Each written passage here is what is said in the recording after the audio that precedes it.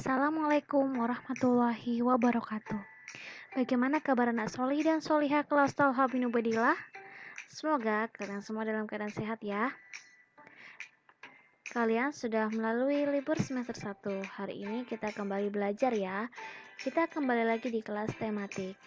Nah, hari ini kita akan belajar tema 6. Tujuan pembelajaran hari ini, kalian dapat menerapkan konsep perpindahan kalor dalam kehidupan sehari-hari.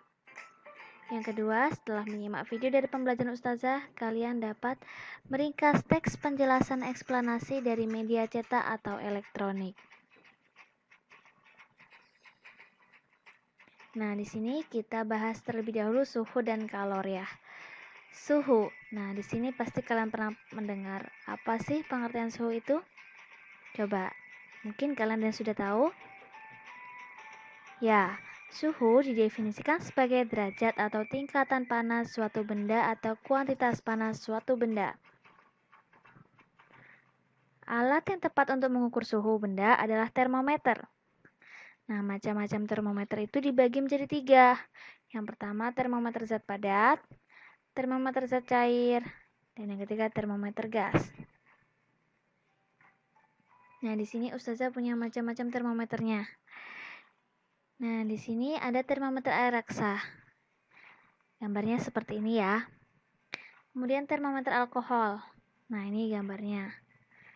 Termometer digital dan termometer inframerah yang sering kita jumpai. Kemudian kalor. Kalor diukur dalam satuan kalori. 1 kalori adalah jumlah energi panas yang dibutuhkan untuk menaikkan suhu sebesar 1 kalori dari 1 gram air. Akan dibutuhkan 500 kalori untuk memanaskan 500 gram air dari 20 derajat Celcius menjadi 21 derajat Celcius. Namun, satuan kalor dalam standar internasional adalah joule. 1 kalori sama dengan 4,184 joule dan sering dibulatkan menjadi 4,2 joule. Nah, kalor ini dapat mengubah suhu benda. Kalor adalah salah satu bentuk energi yang dapat berpindah karena adanya perbedaan suhu. Kalor dapat menyebabkan perubahan suhu suatu benda. Dalam fisika, pengertian kalor berbeda dengan suhu. Kalor sebagai bentuk energi menyatakan jumlah kuantitas panas, sedangkan suhu menyatakan ukuran derajat panas. Secara ilmiah, kalor berpindah dari benda yang suhunya tinggi menuju benda yang suhunya lebih rendah bila kedua benda dicampur. Karena kalor sebagai bentuk energi, maka berlaku hukum kekalahan energi untuk kalor. Nah, kalor juga dapat mengubah wujud zat. Kita telah mengetahui bahwa zat terdiri dari atas 3 tingkatan, yaitu padat, cair, dan gas. Akibat perubahan energi kalor yang terjadi pada zat itu, zat dapat mengalami perubahan wujud. Misalnya nih, sepotong es jika dipanaskan akan berubah menjadi cair. Dan jika dipanaskan terus air berubah menjadi uap. Pada peristiwa ini terjadi perubahan wujud dari cair yang disebut melebur dan perubahan wujud dari cair menjadi gas yang disebut menguap. Perubahan-perubahan wujud zat ini ada yang memerlukan kalor dan ada yang membebaskan kalor. Perubahan wujud zat tidak selalu mengikuti kaidah tersebut, tetapi ada zat tertentu yang langsung mengalami perubahan wujud dan padat langsung menjadi gas tanpa melalui wujud cair yang disebut menyublim. Contoh kapur barus, yodium, dan naftalena. Nah, di sini ada diagram perubahan wujud ya. Dari bisa dilihat kalau gas ke cair disebut mengembun, cair ke padat disebut membeku, padat ke gas disebut menyublim.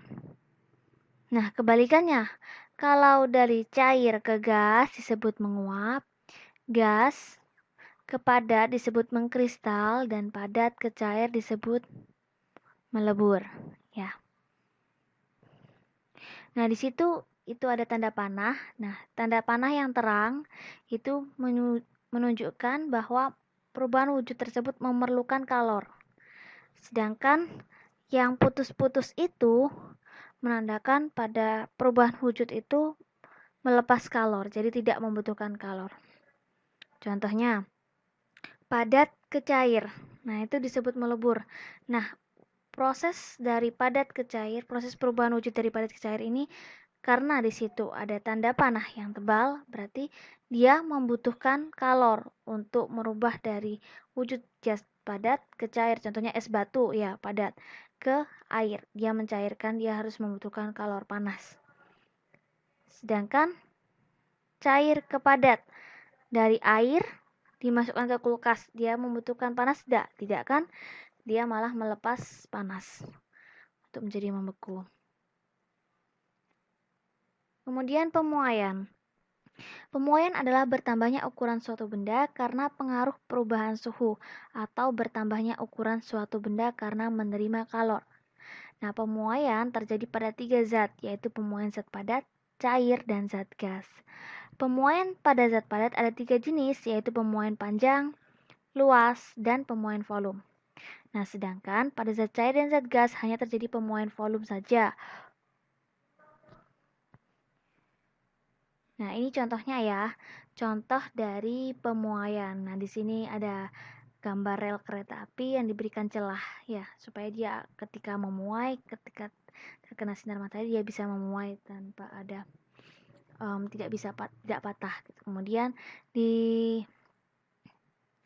tiang di kabel listrik ya, itu juga diberi celah. Nah, oke teman-teman, tadi kita sudah belajar tentang suhu dan kalor. Nah, pada pelajaran sebelumnya kita nih juga sudah membahas tentang teks eksplanasi. Nah, kali ini kita akan mengenal contoh teks eksplanasi melalui strukturnya. Sebelumnya, teks eksplanasi itu sendiri apa sih? Nah, nih, teks eksplanasi adalah teks yang menjelaskan tentang proses terjadinya atau terbentuknya suatu fenomena alam atau sosial. Contohnya, proses terjadinya gerhana, proses terjadinya siang dan malam, proses terjadinya kecelakaan, itu ya. Fungsi teks eksplanasi. Teks eksplanasi berfungsi untuk memperhitungkan mengapa suatu menjadi seperti itu. Eksplanasi lebih merupakan proses-proses daripada tentang sesuatu. Tujuannya apa? Adanya teks eksplanasi. Tujuannya untuk menjelaskan proses terciptanya sesuatu yang terjadi secara alamiah atau proses bekerjanya fenomena alam maupun sosial. Nah, tahukah kamu struktur teks eksplanasi itu? Nah, di sini dijelaskan ya, struktur teks eksplanasi itu terbagi menjadi 3. Pernyataan umum, urutan sebab akibat, dan interpretasi. Nah, pernyataan umum itu sendiri berisi statement umum dan bersifat menarik, ringkas, dan jelas. Nah, biasanya pada pernyataan umum ini di dalamnya menjelaskan fenomena yang akan dibahas dan bentuknya biasanya berupa pengenalan fenomena tersebut atau penjelasannya.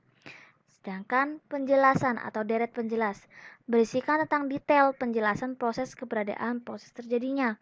Nah, biasanya berisi tentang penjelasan proses mengapa fenomena yang dimaksud itu bisa terjadi atau tercipta.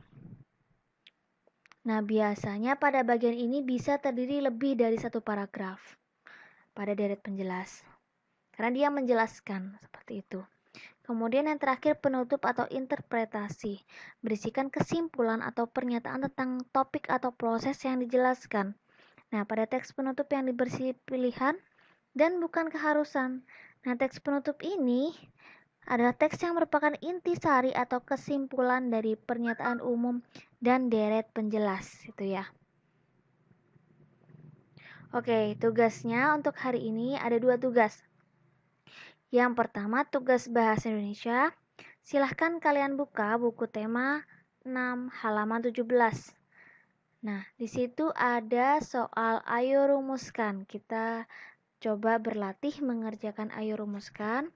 Silahkan kalian kerjakan. Nah, di situ karena kolomnya kecil, jadi kalian bisa menulisnya di buku tulis tematik.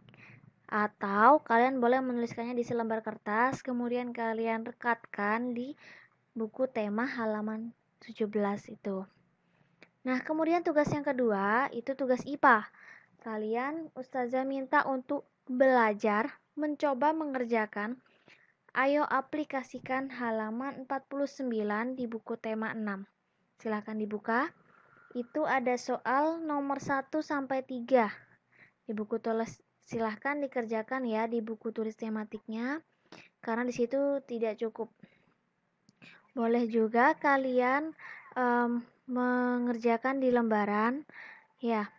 Kemudian kalian rekatkan kembali di buku tema halaman 49. Oke. Dan jangan lupa hasil jawabanmu dikirim ke Google Classroom ya. Nah, untuk pembelajaran hari ini cukup sampai di sini. Apabila ada yang ditanyakan, boleh konfirmasi langsung ke Ustazah. Oke? Ustazah akhiri, semoga bermanfaat, semoga dimudahkan dalam mengerjakan tugas. Wabillahi taufiq wal hidayah. Wassalamualaikum warahmatullahi wabarakatuh.